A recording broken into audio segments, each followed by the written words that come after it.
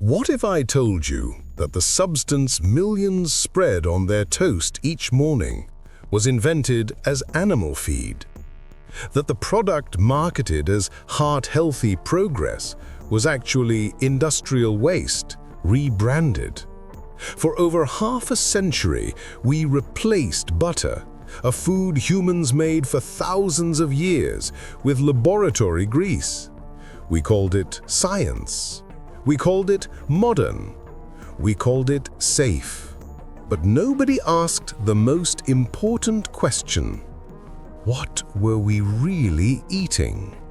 This is the story of margarine, the golden lie that fooled the world. And it's still being told today, just with different words, different packages, different promises. Because the margarine story isn't just about one product. It's about how easily we can be convinced to abandon thousands of years of human wisdom for a promise wrapped in plastic. Welcome to the Hidden Plate channel. Episode 3, The Golden Lie, How Margarine Poisoned a Century of Global Health. The year is 1869. France is at war. Napoleon III needs a cheap substitute for butter to feed his armies and the urban poor. Food is scarce. Dairy is expensive. The empire is hungry. A chemist named Hippolyte Marius responds to the imperial challenge with an idea that would reshape the world's relationship with food. He takes beef tallow, rendered animal fat, the kind butchers usually discarded, and through a chemical process involving heat, pressure, and emulsification with milk, creates a pale, greasy paste. Under the microscope, it glistens with pearlescent droplets. He calls it oleomargarine, from the Greek words for pearl and pearl-like fat. It spreads like butter. It costs a fraction of butter, but it is not butter. It's something else entirely. Something the human digestive system had never encountered in 10,000 years of agriculture. Marius wins the prize. He patents his invention, and within a decade, margarine factories spring up across Europe and America. But the original formula, beef tallow margarine, is expensive to produce at scale.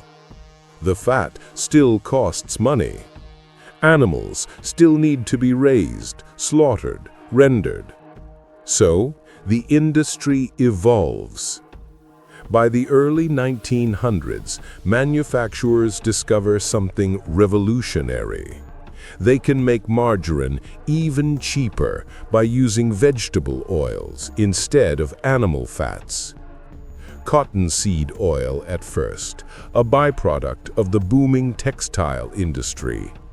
Cotton plants were grown for fiber, not food. The seeds were crushed for their oil, but that oil had always been considered industrial waste, used only in lamp fuel, soap manufacturing, and machinery lubrication. Nobody ate cottonseed oil. Nobody thought you should. Until someone realized if you could make it solid, you could sell it as food. But there's a fundamental problem. Vegetable oils are liquid at room temperature. They don't behave like butter or lard. They can't be spread on bread. They can't be used in baking the same way. They simply don't work as a butter substitute in their natural state. So, chemists invent a solution that would echo through the next century of human health: hydrogenation. The process is alchemical in its violence. Liquid oils are heated to extreme temperatures, often above 400 degrees Fahrenheit. Then, under immense pressure, hydrogen gas is forced through the oil in the presence of a metal catalyst, usually nickel or platinum. The hydrogen atoms wedge themselves into the molecular structure of the fatty acids, transforming their very nature. Liquid becomes solid. Unstable becomes shelf-stable. Perishable becomes permanent. The result? A product that looks like butter, spreads like butter, melts like butter, but contains something the human body had never encountered in its entire evolutionary history. Trans fats. These aren't natural fats. They're geometric isomers, molecules twisted into configurations that don't exist in nature except in trace amounts in the stomach acids of ruminant animals. Margarine wasn't born from nutrition science. It wasn't created by doctors studying human health. It wasn't designed with longevity in mind. It was born from wartime necessity, industrial byproducts, and corporate convenience. A chemist trying to win a prize. An industry looking to monetize waste. A food system searching for cheaper alternatives to real food. And soon, very soon, it would be sold as the healthiest choice you could possibly make. We dedicate hours of research to uncover what truly shaped our plates. If you value this kind of work, support it. Subscribe, leave a comment, or share this story. We create the content. You keep it alive. Before margarine, there was only butter. And before butter, there was simply milk, cream. The natural separation of fat from liquid when milk sits undisturbed, as it has since the first human milked the first animal. For thousands of years, across every continent where cows, goats, sheep, or yaks grazed, humans churned cream into fat. The process was universal because it was simple. Milk from the animal, agitation, separation, gold. In medieval Europe, butter was currency. Monasteries produced it in vast quantities, storing it in barrels buried in peat bogs, where the acidic, oxygen-free environment preserved it for months, even years. Peasants paid their rent in butter. Merchants traded it across kingdoms. It was valuable enough to tax, precious enough to hoard. In India, ghee, clarified butter, was sacred, used in Vedic rituals, offered to gods, prescribed as medicine in Ayurvedic texts thousands of years old. It was considered the essence of milk, the concentrated life force of the cow, an animal revered as holy. In Scandinavia, butter sustained families through brutal winters when nothing green grew and hunting was dangerous. They learned to make it in the brief, explosive summers when grass grew thick and cows produced rich milk heavy with cream. That butter, properly stored, meant survival when snow buried the world. In Ireland, archaeologists have discovered bog butter, thousand-year-old caches of butter preserved in peat, still technically edible, still containing the molecular signature of ancient Irish pastures. Butter was seasonal, it was local, it had flavor that reflected everything about where it came from, the pasture, the breed, the time of year, the weather, what flowers bloomed near the grazing fields. Spring butter was pale and sweet, made from the first grass after winter. Summer butter, deep yellow and rich when cows ate clover and wildflowers. Autumn butter had an earthy depth. Winter butter, from hay-fed cows was paler, denser, more precious. Every region had its own butter. Norman butter was salted and golden. Alpine butter was nearly white and crystalline. Irish butter was deep yellow from beta-carotene-rich grass. You could taste the place in the fat. It required labor, real labor. Someone had to milk the cow, wait for the cream to rise, churn it by hand for 20, 30, 40 minutes until the fat globules finally clumped together and separated from the buttermilk. Then wash it in cold water, work out the excess liquid, sometimes salt it for preservation. It took time, attention, skill passed down through generations, and it was expensive. This is crucial to understand. Butter was never a problem until it became a scarcity. Nobody in a farming village worried about eating butter. It was food. It was normal. It was what humans had always done with milk fat. But as cities grew during the Industrial Revolution, everything changed. Urban populations swelled. Factories needed workers. Workers needed housing. Housing needed land. Farmland shrank. The distance between cow and consumer stretched from meters to kilometers, then to hundreds of kilometers. Dairy became a luxury the working class couldn't afford. A pound of butter cost what a factory worker made in half a day. Milk had to be transported before it spoiled, making it expensive. Cream was even worse, more delicate, more costly.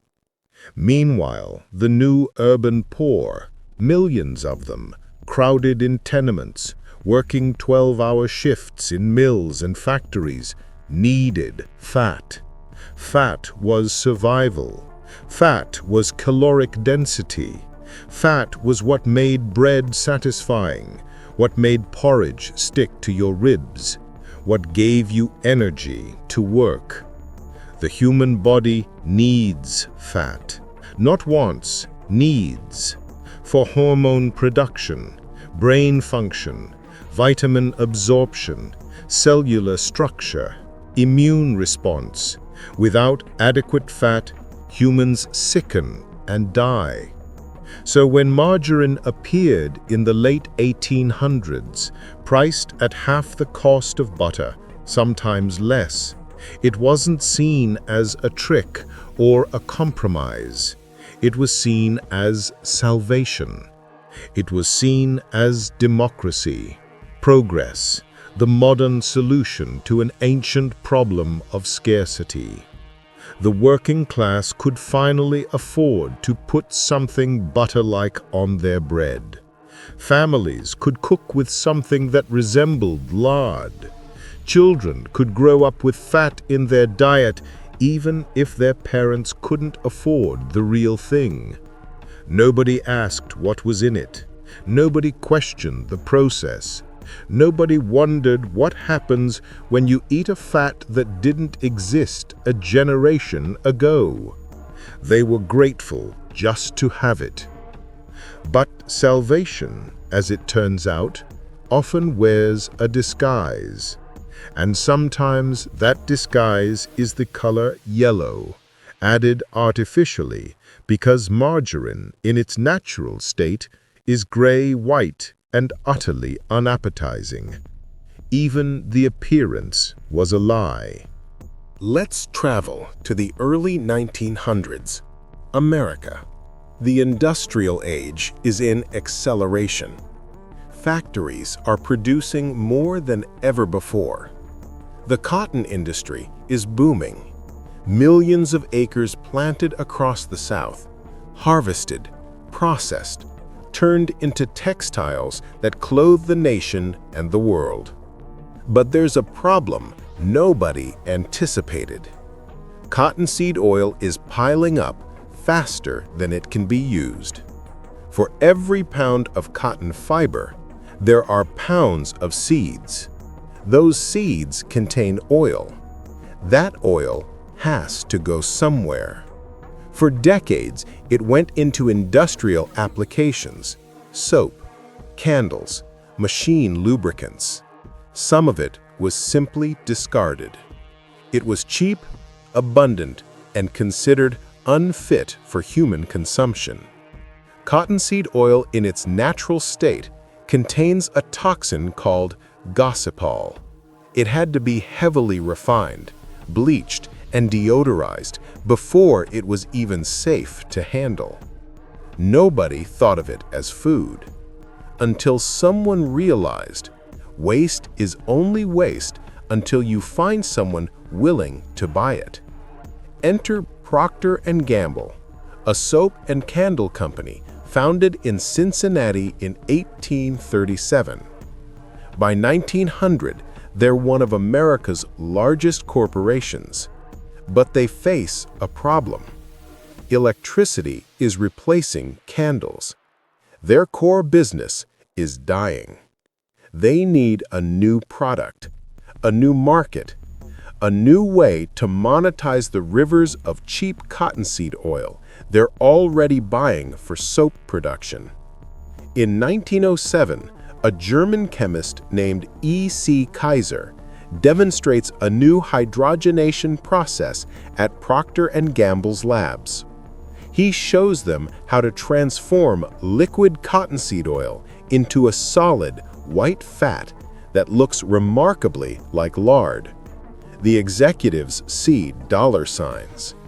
In 1911, after 4 years of development and testing, Procter & Gamble patents the process and launches Crisco, a name derived from crystallized cottonseed oil. The marketing is brilliant. Crisco is advertised as cleaner than lard, more modern, more scientific, more American even, because lard came from pigs and many Jewish and Muslim immigrants couldn't use pork products. Crisco was supposedly pure, plant-based, kosher-friendly. The company gives away free cookbooks featuring recipes designed specifically for Crisco. They target housewives, the gatekeepers of family nutrition. They position Crisco not as a cheap substitute, but as an upgrade, the future of cooking. And it works. Within a decade, Crisco is in millions of American kitchens. It's cheaper than butter or lard. It lasts forever on the shelf without refrigeration. It doesn't go rancid like animal fats. From a practical standpoint, it's superior. From a biological standpoint, it's a molecular nightmare the human body has no evolutionary framework to process. But in 1911, nobody knows that. Nobody's studying it. Nobody's asking. Crisco is just the prototype, the proof of concept. The real empire is margarine. By the 1920s and 30s, dozens of companies are producing margarine from every vegetable oil imaginable. Cottonseed, corn, soybean, all of them byproducts of other industries, all of them cheap, all of them transformable through hydrogenation into butter substitutes. During World War II, margarine production explodes. Butter is rationed. Dairy fats go to soldiers. The government encourages civilians to use margarine. It's patriotic. It's supporting the war effort. An entire generation grows up eating margarine instead of butter, not by choice, but by necessity. And after the war ends, the habit remains. But there's still a barrier. Butter has a reputation. It's natural, trusted, traditional. associated with farms, with grandmothers, with quality. Margarine is seen as second-rate, a wartime compromise, something you use when you can't afford the real thing. So the margarine industry doesn't just need to sell a product. They need to sell a revolution.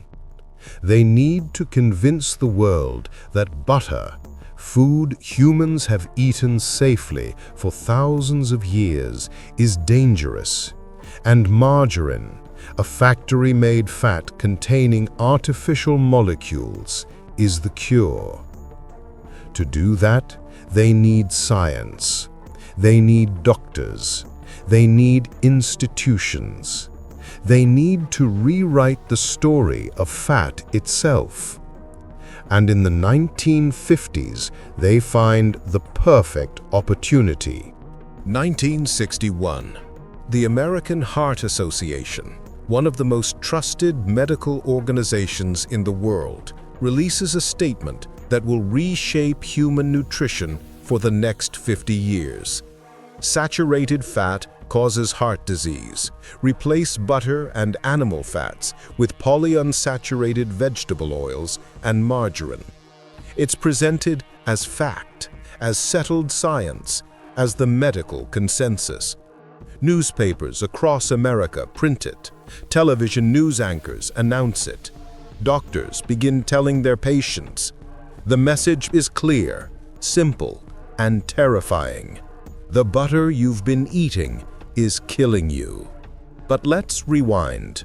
Let's look at how we got here.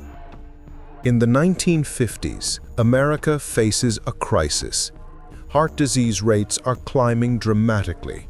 Middle-aged men, executives, fathers, productive members of society are dropping dead from heart attacks at alarming rates. President Eisenhower himself has a heart attack in 1955, and the nation panics. If it can happen to the president, it can happen to anyone. The medical community scrambles for an explanation. What changed? Why is this happening now? A physiologist named Ancel Keys proposes a theory.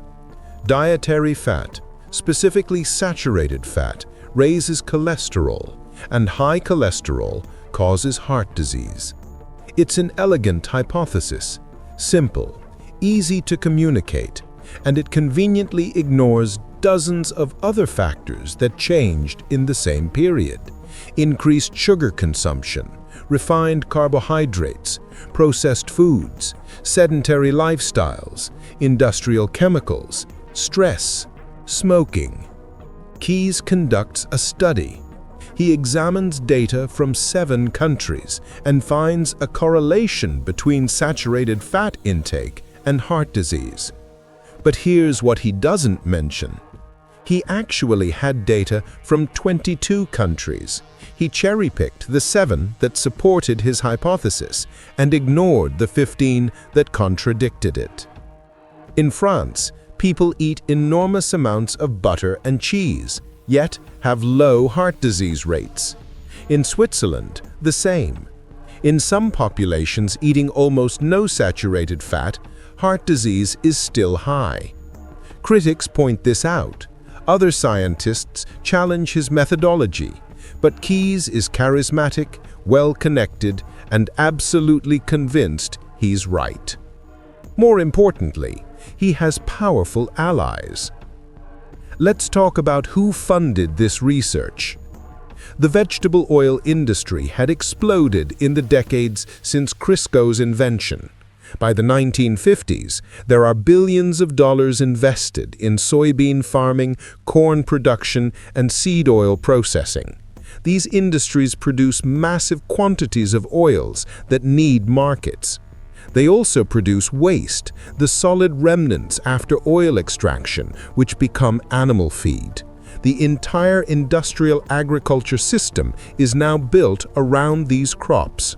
If saturated fat from animals is declared dangerous and vegetable oils are declared healthy, the economic implications are staggering. So money flows. research grants, funding for nutrition departments, sponsorship of medical conferences. It's not always direct, it's not always obvious, but it's there, shaping the questions researchers ask and the conclusions they're incentivized to reach. The American Heart Association, an organization meant to be above commercial influence, accepts significant funding from, who else? Procter & Gamble, the makers of Crisco, the same company that pioneered hydrogenated vegetable oils. Does this mean the scientists were bought? Not necessarily. Most researchers believe they were doing good work, following evidence, protecting public health. But when your funding comes from an industry, and that industry has a preferred outcome, it's remarkable how often the research supports that outcome. By 1961, enough studies have been published, enough conferences held, enough medical opinion shaped, that the American Heart Association feels confident making its historic recommendation. And then, the real marketing begins. Television advertisements flood American homes. Smiling doctors in white coats hold up tubs of margarine, their stethoscopes visible, their authority unquestionable. 9 out of 10 doctors recommend margarine for heart health. Butter clogs your arteries. Margarine keeps them clear. Switch to margarine. Your heart will thank you.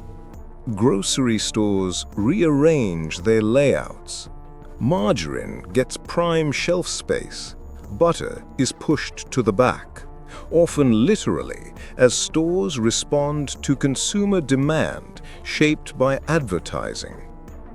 Housewives, the primary grocery shoppers and meal preparers in the 1960s, are bombarded with the message: if you feed your family butter, you're harming them. The guilt is powerful. The fear is real. Women switch to margarine, not because they prefer it, but because they believe they're protecting their husbands from heart attacks, their children from future disease. Schools adopt the guidelines. Hospital cafeterias switch to margarine. Government nutrition programs feeding millions of low-income families replace butter with cheaper margarine. By the 1970s, the transition is nearly complete. Butter consumption in the United States has plummeted by nearly 75% from its pre-war peak. Margarine sales soar. An entire generation is growing up having rarely, if ever, tasted real butter. And the rest of the Western world follows America's lead. Canada, Britain, Australia, much of Western Europe. The message is universal. Modern nutrition science has proven that margarine is superior to butter. But here's what they didn't tell you. What they couldn't tell you because the full picture wasn't clear yet, or because they knew and chose silence. Margarine contains trans fats, artificial molecules the human body cannot properly metabolize.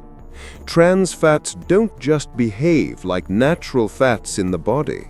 They don't just sit in adipose tissue waiting to be burned for energy.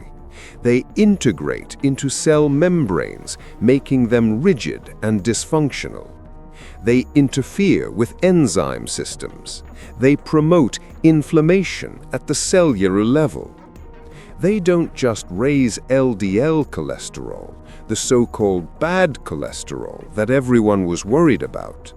They also lower HDL cholesterol, the good cholesterol that actually protects against heart disease. They increase triglycerides. They promote insulin resistance. They interfere with the metabolism of essential fatty acids that the brain desperately needs. In every measurable way, trans fats are more dangerous than any natural fat ever consumed by humans. But in the 1960s, 70s, and 80s, none of this was widely disclosed. Some researchers raised concerns. A few studies suggested problems, but the margarine industry was powerful, well-funded, and deeply embedded in both government nutrition policy and medical institutions. And here's the truly damning part. Internal documents, later revealed through lawsuits and investigative journalism, show that major margarine manufacturers were aware of potential trans fat risks as early as the 1950s.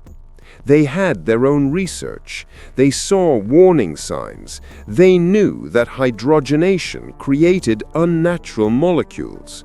But they also knew that admitting this would destroy their industry. So they chose profit over truth. They funded counter-research. They published studies emphasizing the dangers of saturated fat. They lobbied governments. They shaped policy. And the world ate it. Literally. Billions of people across decades, consuming a product that was slowly, invisibly, damaging their health, all while believing they were making the healthy choice. These truths rarely reach mainstream media, for obvious reasons. If you believe more people should know what's behind what we eat, share this video now. One click helps spread real awareness. By the 1980s, something is terribly wrong. Heart disease rates in the Western world haven't just continued, they've skyrocketed. This should have been impossible. We replaced butter with margarine specifically to save our hearts. We followed the science. We trusted the experts. We changed our entire food culture. Yet cardiovascular deaths climbed higher than they'd ever been. By the mid-1980s, heart disease is the leading cause of death in America, killing more people than all cancers combined. The medical establishment, faced with this contradiction, doubles down. You're not eating enough margarine. You're still eating too much saturated fat. You need to be more strict. The dietary guidelines become more aggressive. Fat intake recommendations drop lower and lower. Low-fat and fat-free products flood the market. To make them palatable without fat, manufacturers add sugar. Lots of sugar. But nobody connects the dots. Nobody asks the obvious question: what if we got it wrong? Instead, doctors prescribe more statins, cholesterol-lowering drugs that become some of the most profitable pharmaceuticals in history. Patients are told their genetics are to blame, their lifestyle, their stress, never the margarine. Meanwhile, the human body is telling a different story. In research labs, small, underfunded, often ignored, scientists begin noticing disturbing patterns. Studies from the Netherlands show that trans fat consumption is strongly correlated with increased heart disease risk. Not saturated fat, trans fats. French researchers note that their population eats enormous amounts of butter and cheese, yet has one of the lowest heart disease rates in the developed world. They call it the French paradox, as if eating traditional food and being healthy is somehow paradoxical. Swiss data shows the same pattern: high saturated fat intake, low heart disease. Meanwhile, populations that rapidly adopted margarine, Americans, Canadians, Australians, see their heart disease rates climb alongside margarine consumption. In 1990, a Dutch study publishes findings that should have been front-page news worldwide. Trans fats raise LDL cholesterol and lower HDL cholesterol more dramatically than any other dietary component. But it's published in a specialized medical journal. Few people read it, fewer report on it. Then, in 1993, Harvard researchers led by Walter Willett conduct a massive study tracking the health and diet of over 80,000 nurses for 8 years. The conclusion is unambiguous. Trans fats increase the risk of coronary heart disease more than any other macronutrient, including saturated fat. The researchers estimate that eliminating trans fats from the American diet could prevent 30,000 to 100,000 premature deaths per year. Let that sink in. Every year, for decades, tens of thousands of preventable deaths caused by a food product we were told would save us. But the damage goes far beyond heart disease. Trans fats integrate into every cell membrane in the body. Your brain is 60% fat. Much of its structure depends on the types of fats you consume. When you eat trans fats, they become part of your neural architecture. Researchers begin finding correlations between trans fat consumption and cognitive decline, increased rates of dementia and Alzheimer's in populations with high trans fat intake, diabetes. Trans fats interfere with insulin signaling, promoting insulin resistance, obesity, particularly visceral obesity, the dangerous fat around organs, inflammatory diseases. Everything from arthritis to autoimmune conditions shows links to trans fat consumption. Fertility problems. Trans fats interfere with hormone production and reproductive health. Childhood development issues. Children born to mothers who consumed high amounts of trans fats show developmental differences. The margarine industry panics when studies start going public. They reformulate. They remove some trans fats. They develop new processes. They create trans fat-free margarines using different methods, interesterification, fractionation, that create different artificial fats with their own unknown long-term effects. They rebrand, heart-healthy spreads, plant-based butter alternatives, light options, cholesterol-free, which butter naturally is too, because cholesterol only comes from animal products, and animal products aren't inherently bad. The marketing continues, just with different words. But the damage is generational. An entire century ate industrially altered fat, believing it was medicine. An entire century fed it to their children, their sick, their elderly. Mothers spread it on their children's toast every morning.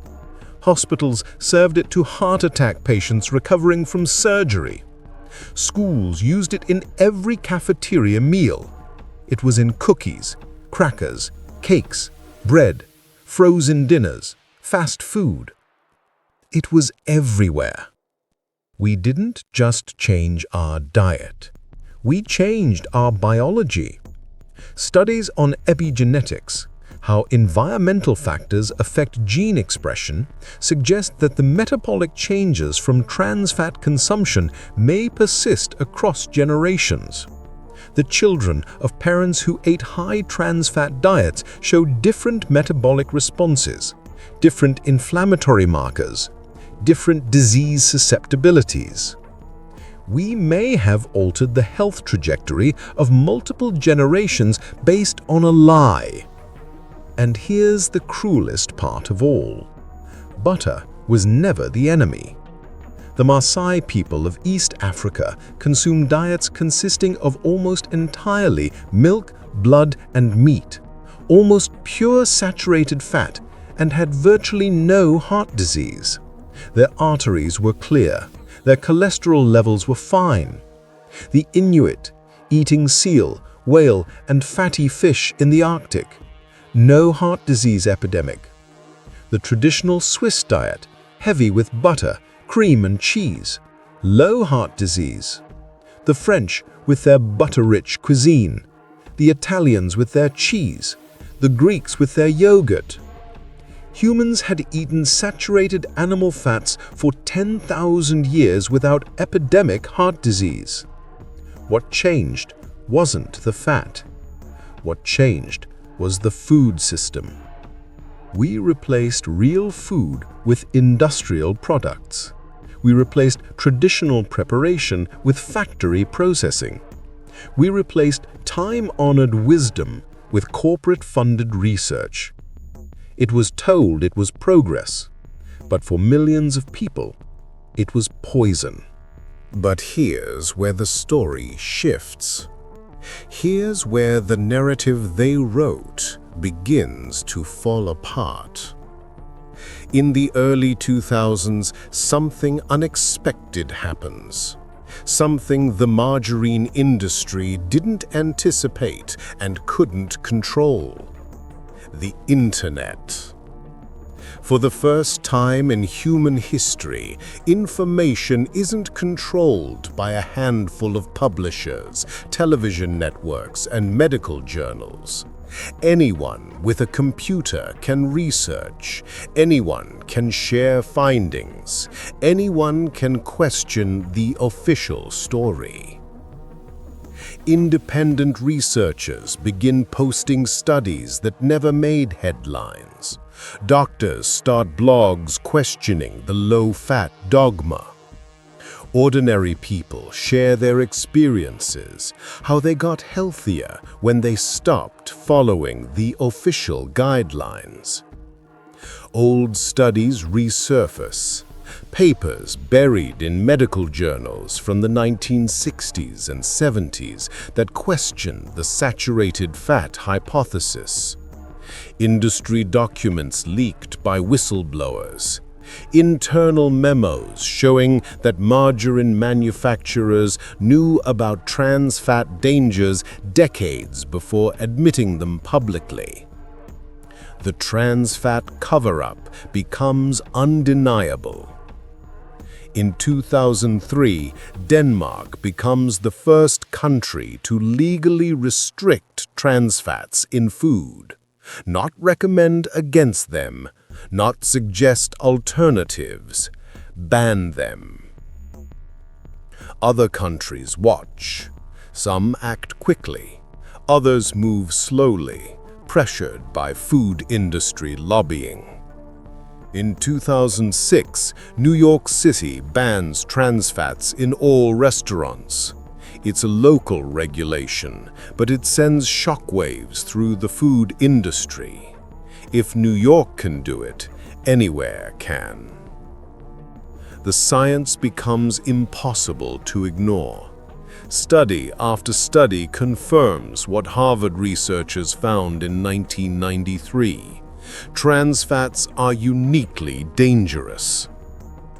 By 2015, the FDA, the same organization that approved hydrogenated oils decades earlier, reverses course. They declare that partially hydrogenated oils are no longer generally recognized as safe. In 2018, the FDA bans partially hydrogenated oils nationwide. Manufacturers have until 2020 to remove them from all products. Other countries follow: Canada, Switzerland, Chile, Norway, South Korea. The golden era of margarine begins to crumble. Major margarine brands quietly reformulate. Some discontinue products entirely. Store shelves that once featured 20 varieties of margarine now carry 5, then 3. And something else happens. Something that would have been unthinkable in 1975. People start returning to butter. Not because of a marketing campaign, not because of celebrity endorsements or trendy diets, but because of memory. Grandmothers who never stopped using butter, who quietly ignored the experts and cooked the way their mothers taught them. Immigrant communities who brought their food traditions from countries where the low-fat craze never fully took hold. Small dairies that kept producing real butter the old way, even when demand dropped. Food bloggers rediscover traditional cooking. Chefs start featuring butter prominently, celebrating it rather than hiding it. Cookbooks with titles like Real Food and Traditional Cooking become bestsellers. People start reading labels. They start asking, what is partially hydrogenated soybean oil? Why are there 15 ingredients in this butter spread when butter has one ingredient, cream? The questions lead to more questions. Why was I told butter was poison? Who profited from that lie? What else have I been told about food that isn't true? Butter sales climb year after year through the 2000s and 2010s. Not just in America, globally. Margarine sales decline correspondingly. By 2020, butter consumption in the United States has nearly returned to 1950s levels. The food industry notices. Of course they notice. So they pivot. Again. Now it's plant-based everything. Vegan alternatives. Clean label products. Margarine manufacturers rebrand as sustainable, ethical, environmentally conscious alternatives to dairy. Some of these products are better, made with coconut oil or olive oil instead of hydrogenated corn oil. Some are just as processed, just with marketing that appeals to different values. But something fundamental has shifted. Trust is broken. An entire generation grew up being told that margarine was healthy, then discovered it was causing harm. They watched the settled science completely reverse. They saw institutions they trusted either admit they were wrong or worse, quietly change guidelines without acknowledging the decades of incorrect advice. That breaks something. That makes people skeptical. And in that skepticism, there's an opening. An opening for real food to return. In farmers' markets across the world, small producers are making butter the old way again. Cultured butter, with probiotics from fermentation. Butter from grass-fed cows, deep yellow with beta-carotene. Butter churned in small batches, sold locally, made with care. People are learning to make butter at home. It's absurdly simple. Heavy cream and a jar. Shake for 15 minutes. Suddenly you understand what your great-grandmother knew. Butter is just cream that's been agitated. That's it. That's the whole recipe that humans have used for millennia. No hydrogenation, no industrial processing, no ingredients you can't pronounce. Just cream. And people are choosing it. Not because they're told to, not because some health authority approved it, but because it tastes real. Because it comes from a place they can point to. Because it connects them to something older and deeper than industrial food systems. Because, on some level, the body remembers. We're rebuilding the forgotten story of human nutrition, but it only continues if you're part of it. Subscribe, comment your thoughts, and suggest the next topic. This project exists because of you. Margarine wasn't just a product. It was a philosophy. A belief system that said humans could engineer food better than nature. That laboratories could outperform pastures. that thousands of years of accumulated wisdom about what humans should eat could be overturned in a decade of corporate-funded research. It was the belief that profit margins mattered more than generational health, that quarterly earnings reports were more important than the integrity of the human body. It was the ultimate expression of industrial arrogance. We can make it cheaper, we can make it last longer, we can make it more profitable. Therefore, it must be better. For over a century, we lived inside that belief. We spread it on toast. We baked it into cakes. We fried food in it. We fed it to children at breakfast, to patients in hospitals, to students in schools, to soldiers in mess halls. We made it the foundation of our cooking, our culture, our understanding of nutrition. And we paid the price. In heart disease rates that climbed for 50 years, in inflammation levels that became epidemic, in metabolic disorders that hadn't existed in previous generations, in children who grew up never tasting real butter, never knowing what food used to be. We paid in trust in institutions, in experts, in the systems meant to protect us. We paid in confusion, an entire population unsure what to eat, bombarded with contradictory advice, watching the settled science reverse itself again and again. We paid in disconnection from our food, from tradition, from the accumulated wisdom of ancestors who ate simply and well, without needing nutrition labels or health claims. But here's what they couldn't destroy. No matter how much money they spent, no matter how many studies they funded, no matter how many advertisements they ran, the human body remembers. Not consciously, perhaps, not in a way you can articulate, but somewhere deep in your cellular biology, in the ancient metabolic pathways that evolved over millions of years, your body recognizes real food. It remembers butter. It remembers cream. It remembers fat from animals that grazed on grass, under sun, in rhythm with seasons. It knows how to process these foods. It has the enzymes, the receptors, the evolutionary programming.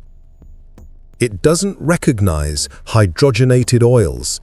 It doesn't know what to do with trans fats. It struggles with foods built in factories from industrial waste and chemical processes.